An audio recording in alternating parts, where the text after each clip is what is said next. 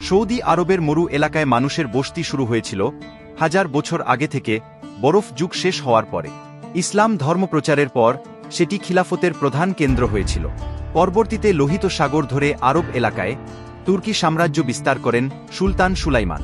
তা সত্ত্বেও সেই সময়ে আরব এলাকার বড় একটি এলাকা স্বাধীন হিসাবেই থেকে যায়।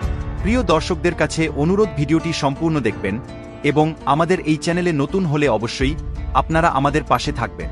সৌদি আরবে প্রথম রাষ্ট্র প্রতিষ্ঠা করেন মুহাম্মদ বিন সুদ। সেই সময় আরবের ধর্মীয় নেতা মুহাম্মদ ইবনে আব্দুল ওয়াহাবের সহায়তায় রিয়াদের কাছাকাছি দিরিয়া নামের একটি এলাকায় বসবাসকারী গোষ্ঠীর প্রধান ছিলেন তিনি। A brief history of Saudi Arabia গ্রন্থে জেমস ওয়েনব্রান্ট লিখেছেন, মুহাম্মদ ইবনে আব্দুল ওয়াহাবের দরকার ছিল তার মতবাদ প্রচারের জন্য সামরিক সমর্থন, আর মুহাম্মদ বিন সুদের দরকার ছিল তার স্বাধীন আরব রাষ্ট্র গঠনের জন্য ধর্মীয় সমর্থন। তখনকার শেষ সৌদি শাসক আব্দুল রহমান বিন ফয়সাল তার ছেলে আব্দুল আজিজকে নিয়ে মুররা নামের একটি বেদুইন গোত্রে আশ্রয় নেন বলে লিখেছেন মাদাবি আল রাশেদ। আব্দুল আজিজ বিন আব্দুল রহমান বিন ফয়সাল আল সুদ, যিনি ইবনে সুদ নামেই বেশি পরিচিত, তিনি রিয়াদ দখলের পর তৃতীয় দফার সৌদি রাষ্ট্র প্রতিষ্ঠা করেন, যদিও তখনও সেটি আলাদা রাষ্ট্র হিসাবে স্বীকৃতি পায়নি।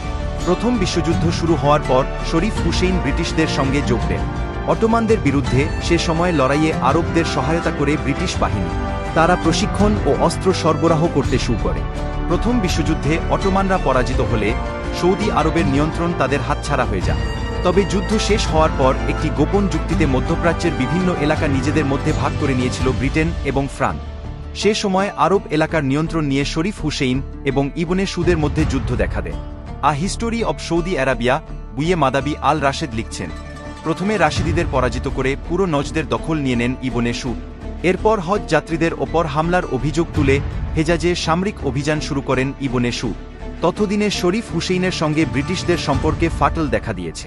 ব্রিটিশ সহায়তা না পেয়ে আকাবায় পালিয়ে যান শরীফ হুসেইন। ফলে পুরো হেজাজ এবং নজদের নিয়ন্ত্রণ আসে ইবনে সুদের হাতে। মক্কা, মদিনা ও জেদ্দার নিয়ন্ত্রণ পাওয়ার পর আব্দুল আজিজ বিন সুদ নিজেকে হেজাজের বাদশাহ বলে ঘোষণা করে। তার আগে থেকেই তিনি ছিলেন নজদের সুলতান। পরের বছরের জানুয়ারিতেই তিনি নজদ এবং হেজাজ মিলিয়ে kingdom of Najd and Hejaz ঘোষণা করেন। ব্রিটিশদের সঙ্গে চুক্তির মাধ্যমে স্বীকৃতিও আদায় করেন, যদিও শেষ সময়ে তিনি নিজের পদবি ইমাম হিসাবেই বলতেন, যদিও দাপ্তরিক সব কাজকর্মে তাকে বাদশাহ হিসাবেই বর্ণনা করা হতো। এরপর তিনি আরবদের চিরাচরিত জীবনযাপনের ধরনেও পরিবর্তন আনার নির্দেশ দেন। বেদুইনের একে অপরের সঙ্গে লড়াই, হামলা এবং লুটপাট নিষিদ্ধ করে দেন ইবনে সুদ। এরপর একটি বাদশাহী ডিক্রি জারি করে হেজাজ এবং সুদকে এক দেশ হিসাবে ঘোষণা করেন ইবনে সুদ। তিনি রাজকীয় আদেশ জারি করেন যে এখন থেকে আরব অঞ্চল আল মামলাকাতুল আরাবিয়া আশ-সাউদিয়া বা রাজকীয় সৌদি আরব নামে পরিচিত হবে। তবে তখনও সৌদি আরবের বেশিরভাগ বাসিন্দা বেদুইন জীবনযাপনে অভ্যস্ত ছিলেন। তাদের আর্থিক সঙ্গতিও খুব ভালো ছিল না, কিন্তু তেলের সন্ধান পাওয়ার পর থেকেই ওই অঞ্চলের সে চিত্র বদলে যায়। যুক্তরাষ্ট্রের একজন নাগরিক চার্লস ক্রেনের সহায়তায় কার্ল এস উইটশেল সৌদি আরবে এসে তেলের সন্ধানে একটি জরিপ শুরু করে।